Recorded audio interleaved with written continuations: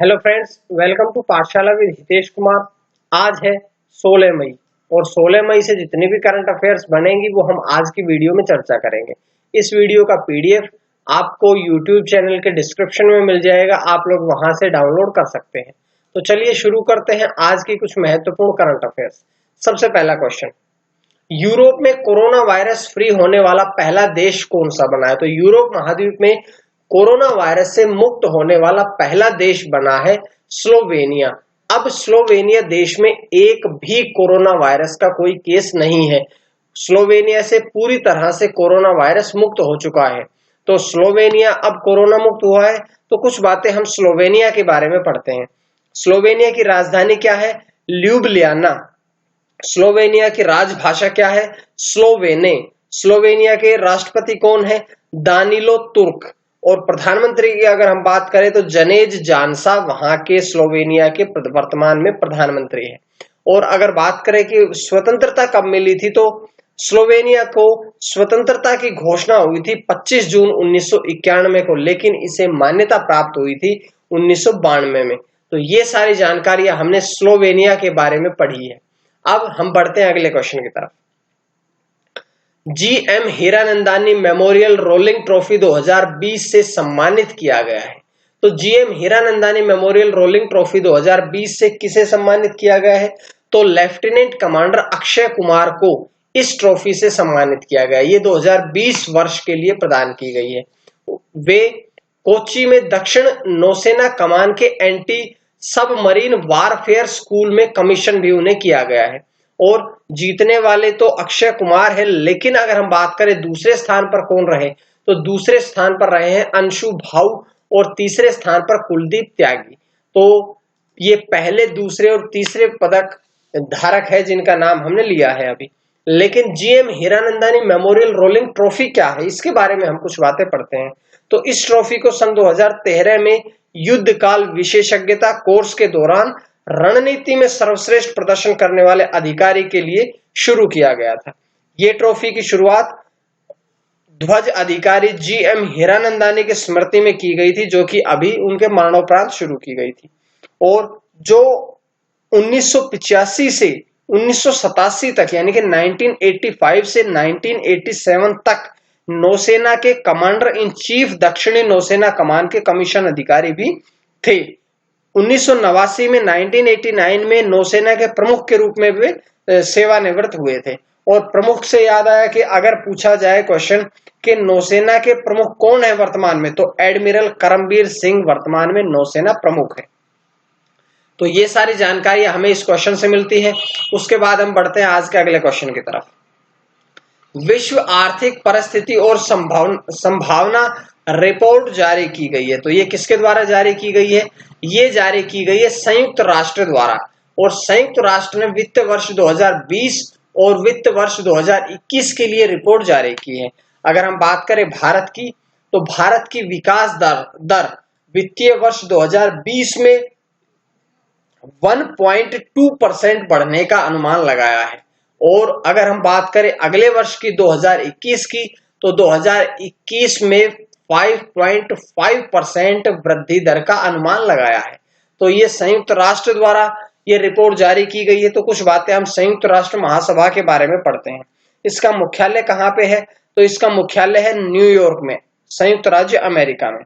इसके सदस्य वर्ग, सदस्य देश कितने हैं? तो संयुक्त राष्ट्र महासभा में 193 देश सदस्य देश हैं। और इसकी आधिकारिक भाषाएं कितनी हैं? तो इसकी आधिकारिक भाषाएं 6 है, जिसमें अंग्रेजी, चीनी, रूसी, फ्रांसीसी, स्पेनी और अरबी आती है। वर्तमान में बहुत इंपॉर्टेंट क्वेश्चन है, वर्तमान में अध्यक्ष कौन है संयुक्त राष्ट्र महासभा का? तो मरिया फर्नांडा एस्पिनोसा वर्तमान में संयुक्त राष्ट्र महासभा के अध्यक्ष हैं। उसके बाद हम बढ़ते हैं अगले क्वेश्चन की तरफ। चावल निर्यात संवर्धन मंच की स्थापना की गई है। तो चावल निर्यात संवर्धन मंच की स्थापना किसके द्वारा की गई है?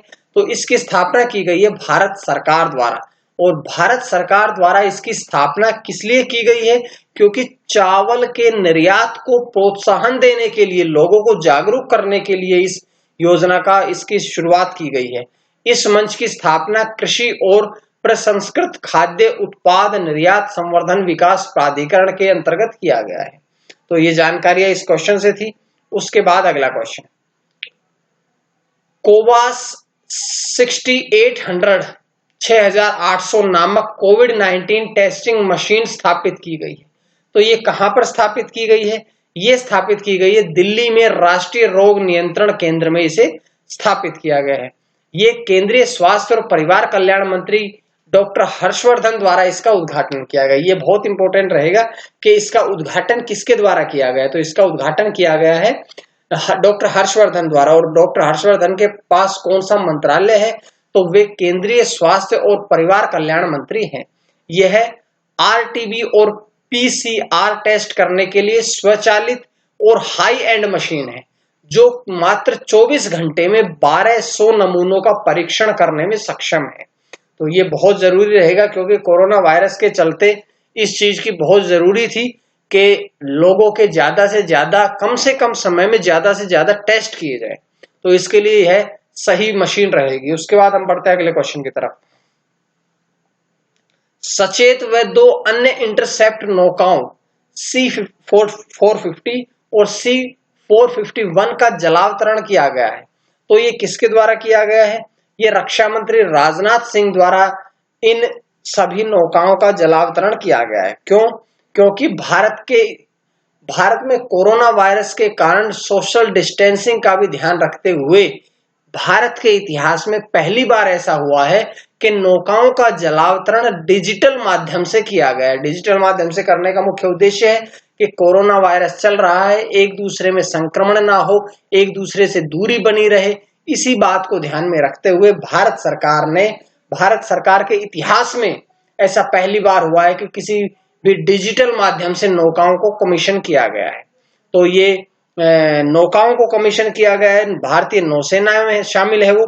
तो भारतीय नौसेना के बारे में कुछ बातें पढ़ लेते हैं। भारतीय नौसेना की स्थापना कब हुई थी? 1612 में। भारतीय नौसेना का मुख्यालय कहाँ पे है? तो न्यू दिल्ली में है। और अगर हम बात करें इसका आदर्श वाक्य क्या है, तो इसका आदर्श वाक्य है शम नो वरुण है।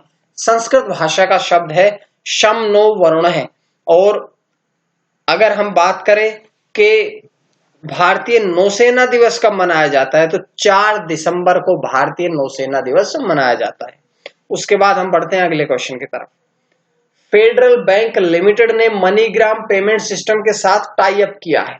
अब फेडरल बैंक लिमिटेड ने मनीग्राम पेमेंट सिस्टम के साथ टाई अप क्यों किया है?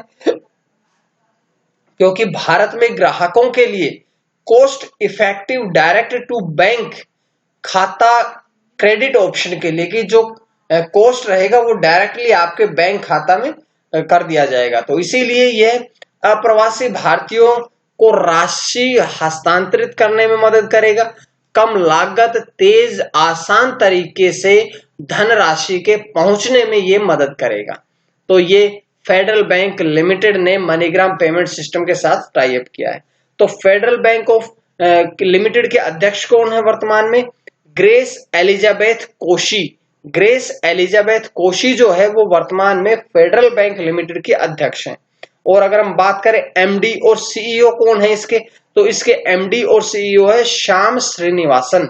और इसका मुख्यालय कहां पे है? तो फेडरल बैंक लिमिटेड का मुख्यालय है अलवा। अलवा कहां है? केरल में। और दूसरा मनीग्राम के साथ में इसने टाई अप किया है। तो मनीग्राम के अध्यक्ष और सीईओ कौन है? Alex Holmes. एलेक्स होम्स वर्तमान में मनीग्राम के अध्यक्ष और सीईओ है। और मनीग्राम की स्थापना कब हुई थी? 1988 में। तो ये जानकारियां इस क्वेश्चन से मिलती है। उसके बाद हम पढ़ते हैं आज के आखिरी क्वेश्चन की तरफ। मातृ समृद्धि योजना का शुभारंभ किया गया है। तो मातृ समृद्धि योजना का शुभारंभ किसके द्वारा किया गया है? तो ये किया गया है पश्चिम बंगाल सरकार के द्वारा इस योजना का शुभारंभ किया गया है। ये 6 जिलों की 50,000 एकड़ बंजर भूमि जो है उस भूमि का उपयोग करने के लिए इस योजना का शुभारंभ किया गया है। और ये योजना मुख्य रूप से स्थानीय लोग हैं, उन स्थानीय लोगों को बागवानी की ओर प्रेरित करेगी, मछली पालन की ओर प्रेरित करेगी। क्यों? क्योंकि जो बंजर भूमि है उसमें या तो आप मछली पालन कर सकते हैं, वहां पर उपजाऊपन नहीं है तो किसी भी फसल का उत्पादन नहीं किया जा सकता है। इसी बात को ध्यान में रखते हुए इस योजना का शुभारंभ किया गया। अब ये 6 जिलों में शुरू की गई है। तो 6 जिले कौन कौन से हैं?